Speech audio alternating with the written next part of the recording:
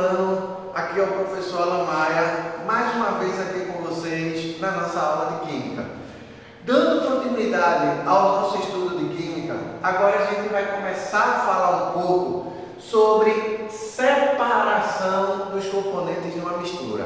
Antes de falar um pouco sobre separação dos componentes de uma mistura, desejo a vocês que todos estejam bem, para que retornaremos em breve com toda a força para a gente finalizar o nosso ano letivo. Quando a gente fala separação dos componentes de uma mistura, a gente vai observar que existem técnicas para que ocorra a separação dos componentes. Como aqui eu tenho logo de início levigação.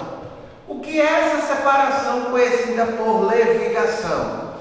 A galera que trabalhava com ouro, que ficava pegando pepita de ouro, usa muito esse procedimento de levigação. É a separação do ouro das areias.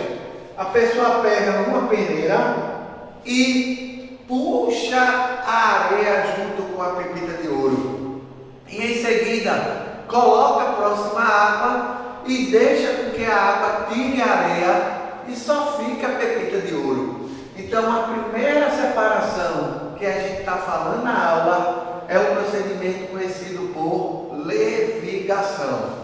Como eu disse a vocês, ele é usado para componentes de misturas de sólidos. Quando eu falo sólido, é o ouro, junto com a areia. Quando um dos componentes é facilmente arrastado pelo líquido. Quem vai ser facilmente arrastada pelo líquido? A areia. E a pepita de ouro vai ficar na peneira. Outro procedimento, ventilação. O que é que a gente fala sobre ventilação? Ventilação consiste em separar os componentes da mistura por uma corrente de ar que arrasta o componente mais leve. Separação dos grãos do café de suas cascas. Então, quando a gente usa a ventilação, é para separar o componente mais leve. Vou dar um exemplo para vocês. Vocês pegam o amendoim. Na hora que vocês descascam o amendoim, fica aquela palhinha do amendoim. Quando você assopra, a palha sai e fica apenas o amendoim. Então esse processo que você faz do assoprar é o procedimento chamado de ventilação. Catação é outro procedimento importante e muito usado pelas donas de casa. Quando a gente fala de catação, o exemplo mais comum que a gente tem a respeito da catação é o feijão. Na hora que a gente começa a separar as pedras do feijão e a gente começa a ver, a catar. Outro procedimento muito importante é o procedimento da peneiração. Então existe uma separação de mistura conhecida como peneiração. Uma dica para vocês: cuidado, muitos alunos confundem peneiração com levigação. Levigação, você vai necessitar de uma água corrente, onde você vai ter dois componentes sólidos, onde um vai ficar como se fosse numa peneira, o outro é arrastado pelo líquido. Mas quando eu falo de peneiração, é usado para separar componentes de misturas de sólidos de tamanhos diferentes. Passa-se a mistura por uma peneira. Um exemplo que eu posso dizer a vocês: você chega numa construção e você vai ver ali o pedreiro, ele começa a colocar areia naquela peneira. E quando ele começa a colocar areia naquela peneira, quando começa a peneirar, os flocozinhos, a areia mais fina começa a descer. E o que fica na peneira é a parte maior. Então, o mais fino passa e o maior fica. Flotação. Essa flotação é muito importante, gente. Essa flotação consiste em colocar a mistura de dois sólidos em um líquido de densidade intermediária entre os mesmos. O que é que eu posso dizer aqui? Separação do isopor do ferro. Então, quando a gente fala de flotação, vamos usar o que a gente chama de densidade.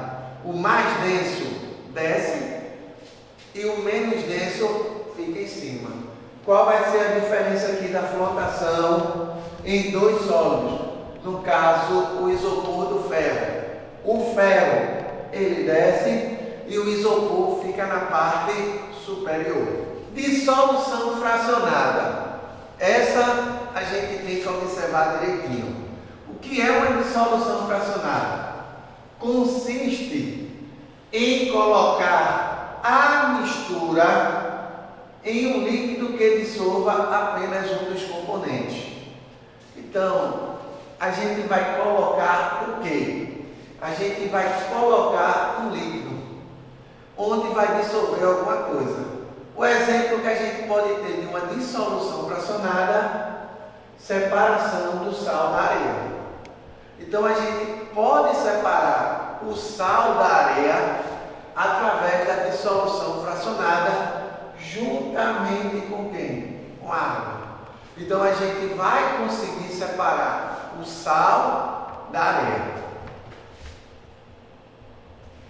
Separação magnética. Separação magnética todos já sabem. A palavra magnética. O que é esta palavra magnética? A palavra magnética já vem de quê? Do ímã. É uma substância magnética, um elemento magnético. Esse ímã, ele vai o quê? Ele vai puxar alguma coisa. Então, quando a gente fala, consiste em passar a mistura pela ação de quem? De um ímã, através de um fenômeno muito importante. Esse fenômeno ele é chamado de quê? Magnetismo. Então, quando a gente fala separação magnética, lembra de quem? Do magnetismo. Separar a limalha de ferro do enxofre. Então, você pega aqui, ó, o enxofre todo amarelinho e a limalha de ferro. E você vem com o magnetismo, você vem com o ímã. Quando você passa o ímã por cima aqui, a limalha de ferro, ela é atraída através do magnetismo.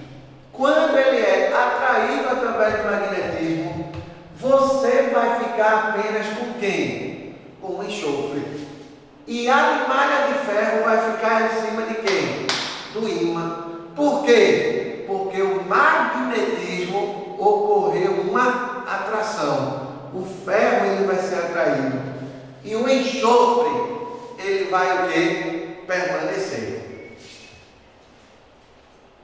Decantação consiste em deixar a mistura em repouso, até que o componente mais denso se deposite no fundo. O que é que eu posso falar por decantação? Você pega uma água barrenta, coloca essa água dentro de um copo. Quando você pega essa água barrenta, coloca dentro de um copo e ele deixa paradinho ali o copo, você vai ver que depois de um certo tempo, o barro ele vai descer todinho para o fundo do recipiente. Quando o barro ele desce todinho para o fundo do recipiente, na parte superior você vai começar a ver o que? A água. Então o barro ele é mais denso do que a água. Devido ao barro ser mais denso do que a água, o barro ele decanta. O barro ele vai ficar no fundo do recipiente. E na parte superior você vai ter o que? A água. Centrifugação. Quando a gente fala de centrifugação, vem logo na cabeça da gente uma centrífuga. Você tem lá a máquina de lavar da sua casa e tem lá as etapas que a máquina realiza. E tem a última etapa da máquina que chama-se centrifugar. Então, centrifugação consiste em colocar a mistura em um aparelho chamado centrífuga, que acelera a decantação usando a força da centrífuga. É usado muito isso em laboratórios. Você pega lá o tubo de ensaio e coloca numa centrífuga, e ali ela começa a girar e começa a decantar a substância mais densa, e depois é realizado o experimento que o biomédico ele vai necessitar. Filtração, a gente conhece o que é filtração. Filtração significa filtrar. Então, filtrar já vem na cabeça da gente, vai passar alguma coisa. O que é que a gente pode dar de exemplo? O café. Na hora que você pega o pozinho do café e você vai fazer o seu cafezinho, você vai realizar o procedimento da filtração. O pó do café ele vai ser filtrado. Vai chegar a um certo ponto que o quê? Passa a parte líquida, que é o café que a gente vai tomar, mas no papel filtro vai ficar a parte sólida. Esse procedimento a gente chama de filtração. Outro exemplo de filtração que eu posso dar a vocês é a respeito dos filtros de barros que existiam antigamente. Para a gente tomar água filtrada, existia esse filtro. E a água ele tinha que passar pelo procedimento chamado de filtração. Evaporação consiste em deixar a mistura em repouso sob a ação do sol e do vento, até que o componente líquido passe para o estado de vapor, deixando apenas o componente sólido. Evaporação, que eu posso dar de exemplo para vocês. Vocês pegam a sua roupa, a sua mãe lavou lá a sua roupa, e ela vai chegar a um certo ponto que vai enxugar essa roupa. Como é que vai ser o procedimento de enxugar essa roupa? Vai ser o procedimento chamado de evaporação, onde a água que está na roupa, ela vai evaporar com a ação de quem? Do sol e do vento. E a roupa ela fica sequinha, você só vai ter apenas a roupa enxutinha na parte sólida. E a água que estava na roupa, ela vai o que? Evaporar. Destilação é um processo que se utiliza para separar os componentes de uma mistura homogênea e pode ser dividido em dois tipos. Quando a gente fala aqui destilação, a gente tem uma água que ela é muito importante no laboratório. É a água destilada. Essa água destilada ela é uma água pura. São retirados todos os sais minerais dessa água. Então a destilação ela pode ser simples, obtenção de água pura a partir da água do mar. Então você pega lá a água do mar, coloca lá num recipientezinho e vai realizar o procedimento da destilação. Então os sais minerais ficam num recipiente e a água pura ela vai passar para o outro recipiente. Esse procedimento é chamado de destilação. Essa é uma destilação simples, é uma destilação rápida. Mas quando a gente chega aqui, destilação fracionada, ela já tem um pouquinho de trabalho, onde você vai ter o quê? Purificação do álcool, retirando a água. Então, quando a gente fala destilação fracionada, ela começa a apresentar certas frações, certas partes. Destilação simples não, é uma parte rápida. Já a destilação fracionada tem várias partes até chegar ao final. Aqui, um exemplozinho de uma destilação fracionada, onde você vai apresentar o destilador, onde vai ser retirado o álcool da água, separar a água do álcool. Fenômenos. Quando a gente fala a respeito de fenômenos, é tudo aquilo que ocorre na natureza. Então, falando em fenômeno, tudo que ocorre na natureza de transformação, eu vou afirmar que é um fenômeno. Classificação dos fenômenos. O fenômeno ele pode ser classificado de dois tipos. O fenômeno ele pode ser um fenômeno químico e o fenômeno ele pode ser um fenômeno físico. Gente, cuidado nessa parte de fenômeno. É muito importante entender o que é um fenômeno. Como a gente disse, fenômeno é tudo aquilo que acontece na natureza. Um relâmpago é um fenômeno. Um trovão é um fenômeno. Um maremoto é um fenômeno. Um terremoto é um fenômeno. Por que eu digo que ele é um fenômeno? Ele é conhecido como um fenômeno da natureza, porque aconteceu na natureza. Ocorreu uma transformação, ocorreu uma modificação. Um terremoto é uma modificação na Terra, porque a Terra começa a tremer. Nesse momento que a Terra começa a tremer, já começamos a observar uma modificação. O relâmpago, aquele raio estrondoso, é um fenômeno também. Mas o vestibular, ele gosta muito de cobrar dos alunos a diferença de fenômeno químico e a diferença de fenômeno físico. Qual é a diferença principal de um fenômeno químico para um fenômeno físico? Na aula anterior, a gente viu que a matéria ela tem propriedades químicas e a matéria ela tem propriedades físicas. Quando eu falo de um fenômeno químico, altera a natureza da matéria, isto é, produzem novas substâncias. Então, a combustão ele é um fenômeno químico. Por quê? Ele alterou a matéria. E a matéria não volta ao que era antes. A matéria, ela vai formar uma nova substância. Então, uma dica que eu deixo para vocês. Fenômeno químico. Ocorre a mudança, ocorre a alteração, ocorre a transformação da matéria, mudando o seu estado inicial e não retorna ao que era antes.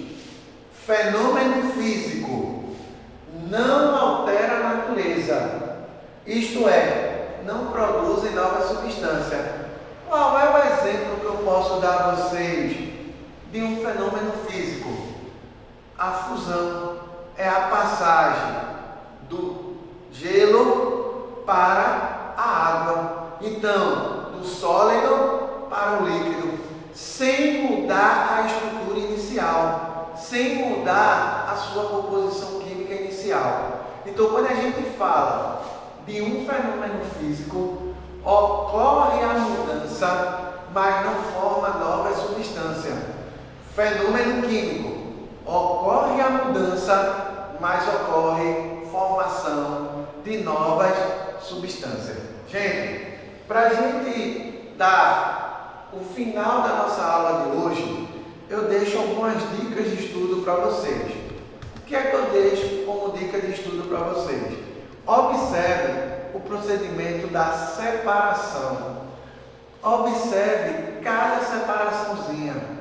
Se atente na parte da destilação simples e na parte da destilação fracionada. Observe levigação, observe a peneiração, a decantação. Separa tudo direitinho, distinguindo uma das outras. Outro detalhe importante, que eu deixo para vocês. Estude a classificação dos fenômenos. Diferencie o que é um fenômeno químico. Diferencie o que é um fenômeno físico. Tudo isso tem no livro de vocês, que vocês têm em mãos. Comece a estudar. Quando retornarmos dessa pandemia, desse caos que a gente está vivendo, vamos tirar todas as dúvidas que vocês tiverem, ok? No mais, um abração para vocês.